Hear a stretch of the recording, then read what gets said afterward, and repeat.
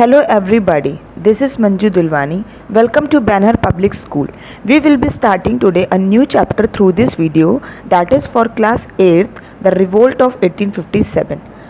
इसके बहुत सारे नेम इस चैप्टर के, जैसे हम कह सकते हैं the uprising of 1857, the Indian mutiny, the sepoy mutiny, और जो इसका सबसे इम्पॉर्टेंट नेम है वो है first war of independence against the British. अब आपके मन में क्वेश्चन अराइज हो रहा होगा कि रिवोल्ट क्यों हुआ था, और इसी वॉर, तो उसका आंसर मैं भी आपको दूंगी।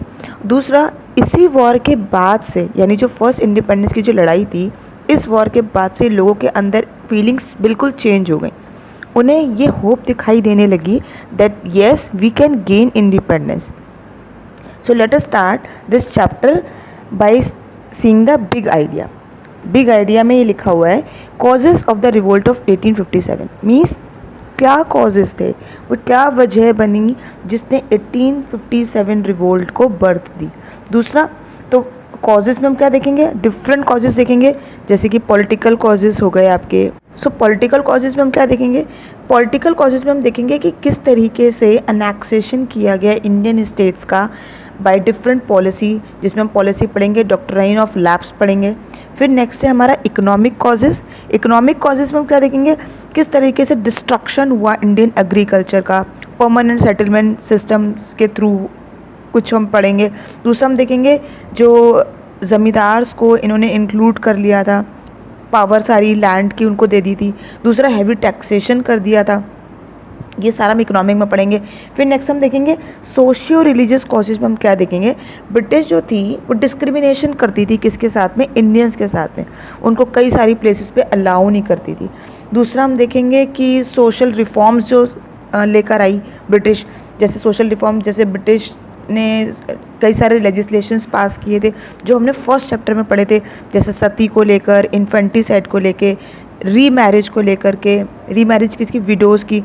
फिर दूसरा इंग्लिश। अब रिलीजियस कहाँ से आता है, रिलीजियस का यहाँ पे ये सेंस है कि जब इंग्लिश एजुकेशन ने, जो रूलर्स आए थे, इन्होंने इंग्लिश एजुकेशन को जब यहाँ पे इंट्रोड्यूस किया, तो ये किसको प्रोपोगेट करने लगे, ये क्रिश्चियन मिशनरीज़ के इसको क्या करने लगे, प्रोपोगेट करने लगे एक तरीके से। तो लोगों को ये लगने लगा कि कहीं ये हमारा क्या कर दें, कहीं हमें हिंदू से क्रिश्चियनिटी में क्या कन्वर्ट ना कर दें। तो ये भी एक कॉज रहा। फिर हम मिलिट्री कॉजेज़ में हम क्या देखेंगे, मिलिट्री कॉजेज़ में देखेंगे, जैसे कि अगर आपको एग्जांपल दूं, जो सिख जो हुआ करते थे उनको टर्बन पहनने से प्रोहिबिट किया गया था। तो इस तरीके के कई सारे कॉजेज़ पढ़ेंगे मिलिट्री कॉजेज़ में। फिर है हमारा इमीडिएट कॉज में। इमीडिएट कॉज में भी हम देखेंगे कि किस तरीके से सिपॉयज़ बिल्कुल इनके अगेंस्ट चले जाते हैं और किस तरह से ये एक रिवोल्ट में कन्वर्जन होता है। फिर नेक्स्ट हम क्या देखेंगे, नेक्स्ट हम देखेंगे इवेंट्स। तो क्या इवेंट्स अकर हुए, इवेंट्स में हम जब देखेंगे तो हम देखेंगे outbreak and spread of the revolt. तो किस तरीके से रिवोल्ट क्या हो जाता है, आउटब्रेक होता है। आउटब्रेक का मतलब होता है violence, the sudden start of something, किसी चीज़ का सडनली स्टार्ट हो जाना, मतलब लोगों का भड़क उठना, और किस तरीके से स्प्रेड होता चला जाता है पूरे इंडिया में। तो इस मैप के थ्रू हम देखते हैं। फिर नेक्स्ट हम देखेंगे suppression of the revolt. Suppression का मतलब होता है to stop something by using force, मतलब किसी को फोर्सफुली इसको क्या कर देना, सप्रेस कर देना, उसको दबा देना। तो किस तरह से इस रिवोल्ट को दबाया गया, ऑब्वियसली ये इंग्लिश लोगों ने ही किया होगा, यानी ब्रिटिश की बात हो रही है। Causes for failure of the revolt. अब जो रिवोल्ट था, जैसे हमने पिछले चैप्टर्स में पढ़ा था कि हमारे रिवोल्ट सक्सेसफुल रहे इंडियंस के या नहीं रहे, तो वैसे ही हम 1857 रिवोल्ट भी देखेंगे that whether it was successful और अनसक्सेसफुल। तो ये रिवोल्ट भी क्या हो गया था, फेल हो गया था। तो उसके कॉजेज़ पढ़ेंगे, किन कारणों की वजह से रिवोल्ट हमारा फेल हुआ। रिजल्ट्स ऑफ द रिवोल्ट में हम देखेंगे कि जो पावर्स थी EEIC कंपनी के पास, वो कैसे ट्रांसफ़र हो जाती है, किसको, क्वीन ऑफ इंग्लैंड यानी एलिजाबेथ को पावर ट्रांसफ़र हो जाती है। तो ये सब हम देखेंगे इस चैप्टर के अंदर। लेट अस सी टाइमलाइन। टाइमलाइन में अगर हम देखते हैं तो 1848 से 54 में EEIC ने क्या किया था, मैंने अभी आपको बताया कि कई सारी ऐसी हार्श पॉलिसीज़ ये इंट्रोड्यूस करते थे। तो उस टाइम पर इन्होंने डॉक्ट्राइन ऑफ लैप्स के थ्रू अनेक्सेशन किया कई सारी टेरिटरीज़ का, रूलर्स की। दूसरा हम देखेंगे 1857 में रिवोल्ट होता है। 1857 जो सबसे बड़ा रिवोल्ट है अब तक का, मेजर रिवोल्ट है। 1858 में एक एक्ट पास हुआ जिसका नाम था the government of India act, और लास्ट है 1862 जिसमें किसकी डेथ हम पढ़ेंगे, हम देखेंगे बहादुर शाह सेकंड की डेथ हुई थी। हिस्ट्री मेकर देख लेते हैं। ये चैप्टर, ये आज जो वीडियो है ये सिर्फ एक इंट्रोडक्टरी वीडियो है। Tomorrow we will start this chapter.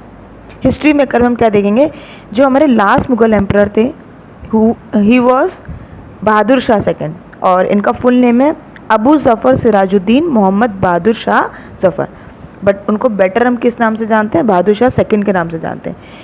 He was born in 1775 और he also agreed to become the nominal leader of the revolt in 1857, और ये 1857 के एक बहुत इम्पॉर्टेंट लीडर रहे, इसलिए इनका नेम स्टार्टिंग में ही दिखाया है आपको। एंड साथ में पोएट भी थे, लिटरेरी फिगर भी थे। इन्होंने कई सारे ऐसे क्या लिखी हैं, कई सारे ऐसी वर्ड्स भी लिखी हैं। वर्ड्स में इन्होंने अपनी फीलिंग्स दिखाई हैं, सॉरो पेन इन्होंने शो किया है। किसके, विज़ा विज़ का मतलब होता है इन रिलेशन टू, किसके रिलेशन में इन्होंने पेन दिखाया है, शो किया है। ब्रिटिश किस तरीके से उसकी पावर जिस तरह से राइज हो रही थी डे बाय डे कंट्री में, तो उसमें उन्होंने अपना पेन दिखाया है। दूसरा जो इनकी पोइट्री थी, कहते हैं while most of his poetry was destroyed during the revolt of 1857 and some of its saved in work is called Kulliyat आई ज़फ़र। तो उसमें हम ये सब देखेंगे। तो आज हमारा सिर्फ इंट्रोडक्टरी वीडियो था। आई होप आपको इतना इंट्रोडक्शन समझ में आ गया है। Tomorrow will start this chapter. Thank you, take care.